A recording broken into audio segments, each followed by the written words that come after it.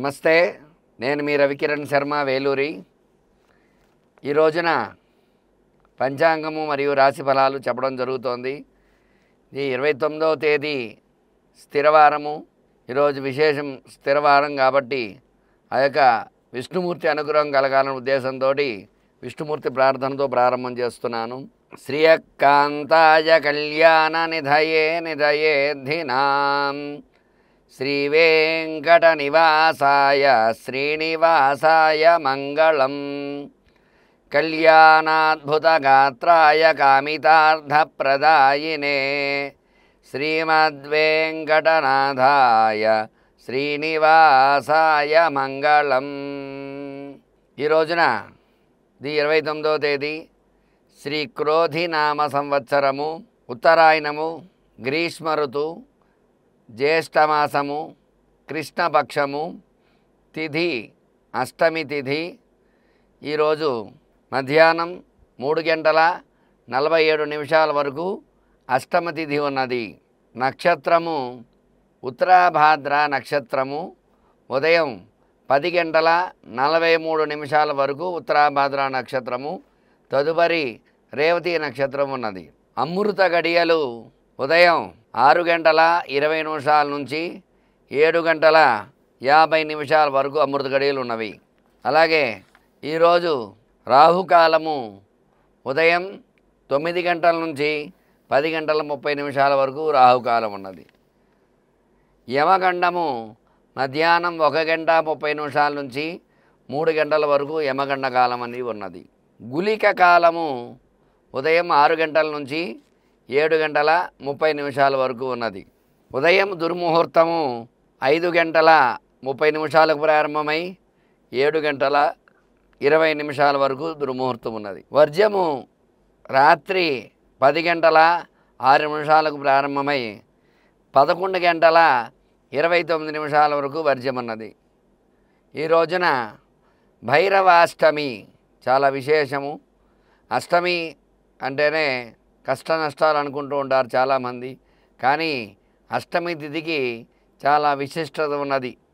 ఎందువల్ల అంటే అష్టమి చంద్ర విభ్రాజ దళిక స్థల శోభిత అనే అమ్మవారి నామం. అలాగే ఉత్తరాభాద్ర నక్షత్రం శని నక్షత్రం, అట్లాగే స్థిరవారం అవటం వెంకటేశ్వర స్వామికి ఇష్టమైన వారం. ఇటువంటివన్నీ కలిసి రావటం వల్ల ఈ యొక్క అష్టమి తిథికి చాలా ప్రాముఖ్యత ఉంది. ఇటువంటి భైరవాష్టమి తిథి అవటం వల్ల కాలభైరవ ఆరాధన, కాలభైరవ పూజ, గారెల నివేదన, అట్లాగే కాలభైరవ అష్టక పారాయణ ఇట్లాంటివన్నీ చేయటం వల్ల ఆ యొక్క కాలభైరవ అనుగ్రహంతో నరదృష్టి, నరఘోల, అలాగే ఎటువంటి సమస్యలు అయితే ఉంటాయో ఆ సమస్యలకి పరిష్కారం అనేది ఖచ్చితంగా దొరుకుతుంది. అందువల్ల ఈ భైరవాష్టమి రోజున విశేషముగా భైరవుడు అంటే కాలభైరవుడికి అర్చన చేయటం, దగ్గరలో దేవాలయాలు కాలభైరవుడు దేవాలయం ఎక్కడ ఉంటే అక్కడికి వెళ్ళటం, భైరవ దీపం వెలిగించడం చాలా విశేషం. ఇట్లా చేయటం ద్వారా భైరవ అనుగ్రహంతో సకల శుభాలు జరుగుతాయన్నమాట. అలాగే ఈ రోజున విశేషముగా ఈ యొక్క 12 రాసుల వారికి ఎలా ఉండబోతోంది అనే విషయాన్ని చెప్పడం జరుగుతోంది.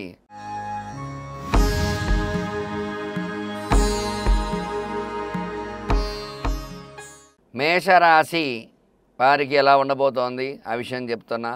మేషరాశ్యాధిపతి కుజుడు అవ్వటం వల్ల ఈ రాశి వారికి కొంచెం ప్రతికూల యోగాలు ఉంటాయి. ఎందువల్ల అంటే ఈరోజు ప్రారంభం శనివారం, శనీశ్వరుడికి ఇష్టమైన వారం. శని కుజులకు వైరం ఉంది కాబట్టి మేషరాశి వారికి ప్రతికూల యోగాలు ఉంటాయి. జన్మంలో కుజుడున్నాడు, జన్మ కుజుడు వల్ల ఇబ్బందులు వస్తాయి. ద్వితీయంలో భాగ్యంలో గురుడు, తృతీయంలో బుధ రవి శుక్రులు, షష్టమంలో కేతువు, ఏకాదశంలో శని, వ్యయంలో రాహు సంచారం చేయడం జరుగుతుంది. అట్లాగే రాహు చంద్ర కలయిక ఈరోజు ఉంది. రాహుచంద్ర కలయిక అరిష్టము, మంచిది కాదు. అందువల్ల రాహుచంద్రుడు కలిస్తే గ్రహణ సమయం అన్నట్టుగా చెప్పబడుతుంది. కాబట్టి ఇటువంటి రోజున ఈ మేషరాశి వారికి వ్యయంలో రాహు చంద్ర సంచారం జరుగుతోంది కాబట్టి కొన్ని ఇబ్బందులు వస్తూ ఉంటాయి. వీళ్ళు విశేషముగా శనీశ్వరుడికి అభిషేకం చేసుకోవటము, నువ్వులతో విశేషముగా అర్చన పూజ చేయటము, నువ్వుల నూనె నల్ల ఒత్తితో దీపారాధన చేయడం ద్వారా ఆ శని భగవాను అనుగ్రహం కలిగి ఈ రాశి వారికి అనుకూల యోగాలు వచ్చే అవకాశాలు ఉన్నాయి.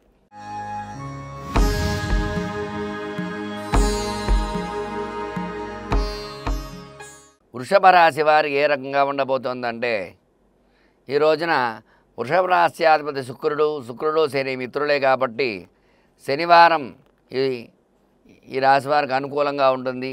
లగ్నంలో గురుడు ఉన్నాడు, తద్వారా కొన్ని అనుకూలతలు వచ్చే అవకాశాలు ఉన్నాయి. అలాగే ఉద్యోగం విద్యా విషయంలో అనుకూలతలు వస్తాయి. భాగ్యస్థానంలో బుధ రవి శుక్రులు ఉన్నారు, అనుకూలంగా ఉంటుంది. అట్లాగే పంచమంలో కేతువు, ఏకాదశంలో రాహు, దశమంలో శని సంచారం అనుకూలంగా ఉంటుంది. అయితే ఈ రాశికి జన్మ గురుడు వల్ల కొన్ని ఇబ్బందులు వచ్చే అవకాశాలు ఉన్నాయి. వ్యయస్థానంలో కుజ సంచారం ఇబ్బంది కలగజేసే అవకాశం.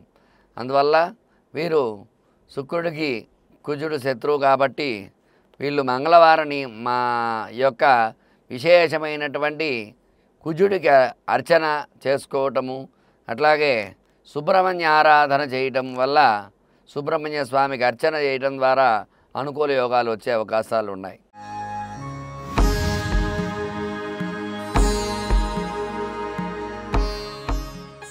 మిథున రాశి వారికి ఎలా ఉండబోతుందో చెప్పబోతున్నాం. మిథున రాశ్యాధిపతి బుధుడు జన్మస్థానంలో ఉండటం వల్ల, బుధ అనుకూలత వల్ల, జన్మ బుధుడు వల్ల తెలివితేటలు బాగుంటాయి, వ్యాపారం బాగుంటుంది. జన్మంలో శుక్రుడు ఉన్నారు కాబట్టి ధన సమస్యల నుంచి బయటపడే అవకాశాలు ఉంటాయి. అలాగే మిథున రాశికి జన్మంలో రవి ఉన్నాడు కాబట్టి గ్రహానుకూలత ఉంటుంది.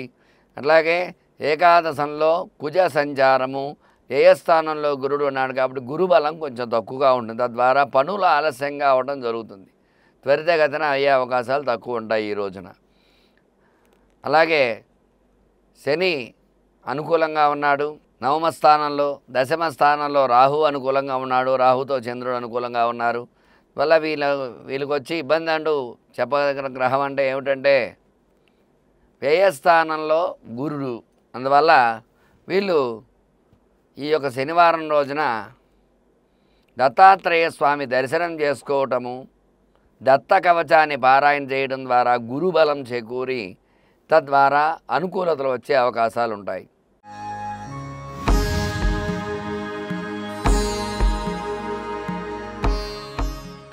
కర్కాటక రాశి వారికి ఏ రకంగా ఉండబోతోందో చెప్పబోతున్నా. కర్కాటక రాశ్యాధిపతి చంద్రుడు. ఈ చంద్రుడు భాగ్యస్థానంలో ఉన్నాడైతే రాహుతో కలవడం వల్ల కొన్ని ఇబ్బందులు వచ్చే అవకాశాలు ఉన్నాయి. వీళ్ళకి ఈరోజు మనశ్శాంతి కొంచెం తక్కువగా ఉంటుంది కర్కాటక రాశి వారికి. అట్లాగే వ్యయస్థానంలో బుధ రవి శుక్ర సంచారం ప్రతికూలంగా ఉంటుంది.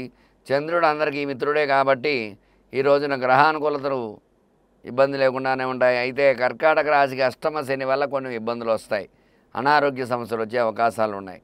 అందువల్ల కొంచెం జాగ్రత్త వహించాలి. ఈ రోజున వీళ్ళు విశేషముగా ఏమర్చన చేయాలి అంటే శని భగవానుడికి నువ్వుల నూనెతో అభిషేకం చేయించి ఓం శనీశ్వరాయ నమః అనే నామాన్ని 108 సార్లు పారాయణ చేసి శని భగవాను చుట్టూ 19 ప్రదక్షిణాలు చేసి నువ్వులు బెల్లపుండ నివేదన చేయాలి.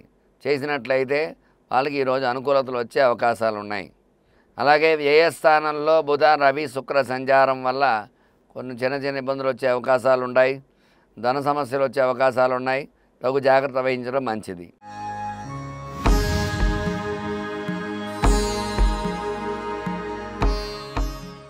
సింహరాశి వారికి ఎలా ఉండబోతోంది?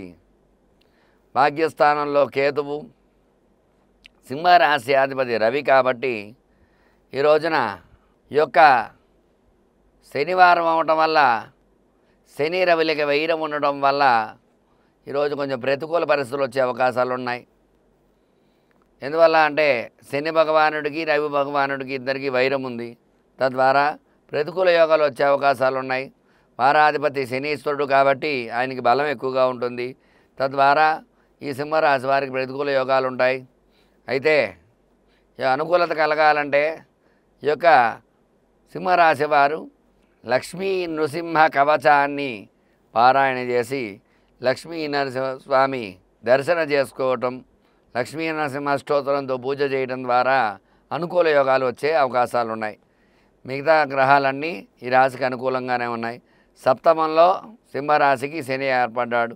అష్టమ రాహు వల్ల కొన్ని చికాకులు సమస్యలు వచ్చే అవకాశాలు ఉన్నాయి. అష్టమంలోనే చంద్రుడు నాడు కాబట్టి అష్టమ చంద్రుడు కొంచెం ఇబ్బందులు కలుగజేస్తూ ఉంటాడు. తద్వారా కొంచెం ప్రతికూలతలు వచ్చే అవకాశాలు ఉన్నాయి.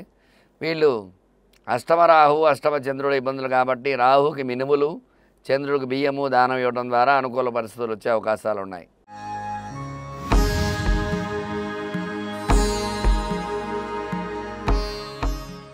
కన్యారాశి వారికి ఈరోజు ఎలా ఉండబోతుందో చెప్తున్నా. కన్యారాశి అధిపతి బుధుడు అధిపతి అవ్వడం వల్ల బుధ శనులు మిత్రులు కాబట్టి అనుకూల యోగాలు వచ్చే అవకాశాలు ఉన్నాయి ఈ రోజున. అలాగే కన్యారాశికి జన్మంలో కేతు వల్ల కొన్ని ఇబ్బందులు వచ్చే అవకాశాలు ఉన్నాయి. వీళ్ళు గణపతి ఆలయానికి వెళ్ళి గణపతికి గరికతో అర్చన పూజ చేసినట్లయితే అనుకూలతలు వచ్చే అవకాశాలు ఉన్నాయి. శని అనుకూలంగా ఉన్నాడు, రాహు చంద్రుడు అనుకూలంగా ఉన్నారు ఈ రాశి వారికి సప్తమంలో. అలాగే అష్టమంలో కుజుడు కొద్ది ఇబ్బందులు కలుగజేస్తాడు. నవమంలో భాగ్యస్థానంలో గురుడు, దశమ కేంద్రంలో బుధ రవి శుక్రులు అనుకూలతలుగా ఉన్నారు కాబట్టి కన్యారాశి వారు గణపతికి అర్చన చేసినట్లయితే ఆ గణపతి అనుగ్రహం కలిగి అన్ని కార్యక్రమాలు అనుకూలంగా అయ్యే అవకాశాలు ఉన్నాయి.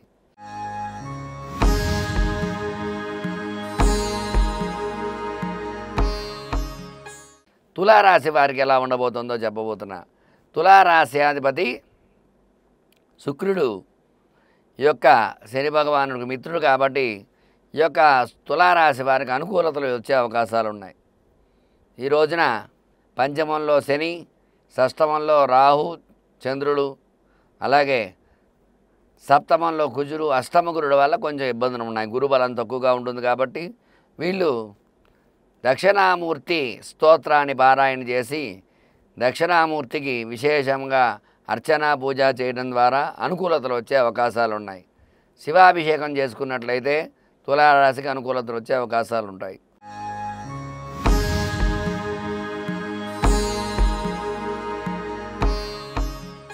వృశ్చిక రాశి వారికి ఎలా ఉండబోతుందో చెప్తున్నా. వృశ్చిక రాశి అధిపతి కుజుడు, కుజశనులు శత్రువులు కాబట్టి శనివారం కాబట్టి ఈ రాశి వారికి ఈరోజు ప్రతికూల యోగంగా ఉంటుంది. అర్ధాష్టమ శని వల్ల ఇబ్బందులు కలుగుతాయి. పంచమంలో రాహు చంద్రుల వల్ల ఇబ్బందులు వచ్చే కొంచెం అనుకూలతలు ఉన్నప్పటికీ కూడా కొంచెం సంతానపరంగా చికాకులు వచ్చే ఇబ్బందులు ఉంటాయి. షష్టమంలో కుజుడు, సప్తమంలో గురుబలం ఉంది. అలాగే అష్టమంలో బుధ రవి శుక్రుల సంచారం వల్ల కొన్ని ఇబ్బందులు వచ్చే అవకాశాలు ఉన్నాయి. అందువల్ల వీళ్ళు విశేషముగా కుజుడు ప్రతికూలంగా ఉన్నాడు కాబట్టి ఈ యొక్క విష్ణు అష్టోత్తరంతో విష్ణుమూర్తికి విశేష అర్చన పూజ చేయడం వల్ల అనుకూలతలు వచ్చే అవకాశాలు ఉన్నాయి. అలాగే విష్ణు సహస్రనామాన్ని వినడం ద్వారా విష్ణు భగవాను అనుగ్రహం కలుగుతుంది. తద్వారా అనుకూలతలు వచ్చే అవకాశాలు ఉన్నాయి.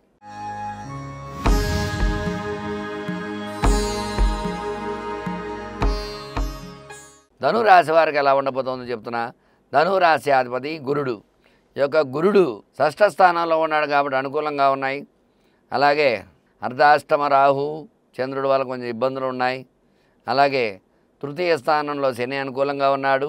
పంచమ స్థానంలో కుజుడు అనుకూలంగా ఉన్నాడు. షష్ఠ స్థానంలో గురుడు అనుకూలంగా ఉన్నాడు. సప్తమంలో బుధ రవి శుక్రులు అనుకూలంగా ఉన్నారు. వీళ్ళకి అర్ధాష్టమ రాహు వల్ల దుర్గా సప్తస్లోకి పారాయణ చేయడము, దుర్గా అష్టోత్తరంతో పూజ చేసుకున్నట్లయితే ఆ దుర్గా అమ్మవారి అనుగ్రహంతో అనుకూలతలు వచ్చే అవకాశాలు ఉంటాయి. అలాగే మనక్కారకుడు చంద్రుడు కాబట్టి శివ దర్శనం, అమ్మవారి దర్శనం చేసుకోవడం ద్వారా ప్రదోషకాలంలో దర్శనం చేసుకోవడం ద్వారా అనుకూలతలు వచ్చే అవకాశాలు ఉన్నాయి.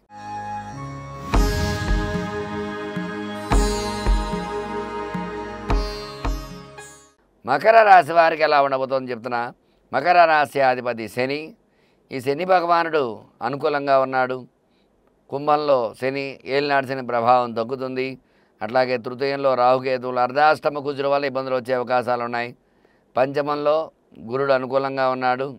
షష్టమంలో బుధ రవి శుక్రులు అనుకూలంగా ఉన్నారు. ఈ యొక్క అర్ధాష్టమ కుజుడు వల్ల మాత్రమే ఇబ్బందులు ఉన్నాయి కాబట్టి వీళ్ళు ఆంజనేయ స్వామికి ఆంజనేయ దండకాన్ని చదివినట్లయితే అనుకూలతలు వచ్చే అవకాశాలు ఎక్కువగా ఉన్నాయి. అట్లాగే ఆంజనేయ స్వామి చుట్టూ 21 ప్రదక్షిణాలు చేసినట్లయితే ఆంజనేయ స్వామి అనుగ్రహం కలుగుతుంది. వీళ్ళు ఓం కుజాయ నమః అనే నామాన్ని జపం చేసినట్లయితే ఈరోజు అనుకూలతలు వచ్చే అవకాశాలు ఉన్నాయి.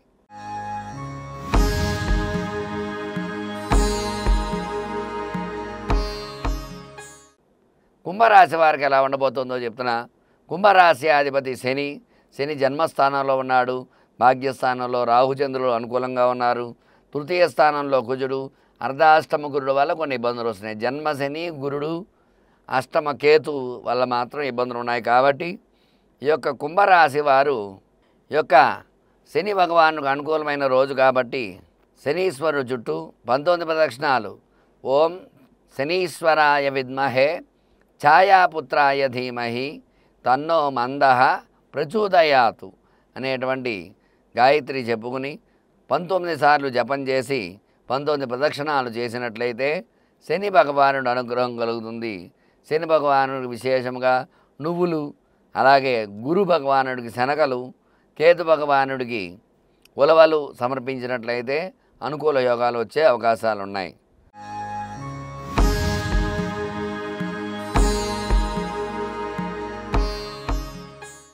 మీనరాశి వారికి ఎలా ఉండబోతుందో చెప్తున్నా.